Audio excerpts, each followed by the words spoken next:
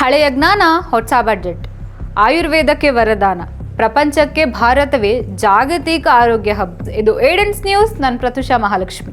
ಕೇಂದ್ರ ಹಣಕಾಸು ಸಚಿವರು ಕೋವಿಡ್ ನಂತರ ಆಯುರ್ವೇದ ಜಾಗತಿಕ ಸ್ವೀಕಾರವು ಬೃಹತ್ ರಫ್ತು ಮಾರುಕಟ್ಟೆಯಲ್ಲಿ ಸೃಷ್ಟಿಸಿದೆ ಎಂದು ಗಮನಿಸಿದ್ದಾರೆ. ದೇಶಾದ್ಯಂತ ಆಯುರ್ವೇದ ಆರೋಗ್ಯ ಸೇವೆಗಳನ್ನು ಬಲಪಡಿಸುವ ನಿಟ್ಟಿನಲ್ಲಿ ಕೇಂದ್ರ ಸರ್ಕಾರ ಮಹತ್ವದ ಹೆಜ್ಜೆ ಇಟ್ಟಿದ್ದು, ಹೊಸ ಆಯೋಜನೆಯು ಭಾರತದಾದ್ಯಂತ 5 ಪ್ರಾದೇಶಿಕ ವೈದ್ಯಕೀಯ ಕೇಂದ್ರಗಳನ್ನು ಸ್ಥಾಪಿಸಲು ರಾಜ್ಯಗಳಿಗೆ ಬೆಂಬಲ ನೀಡುತ್ತದೆ.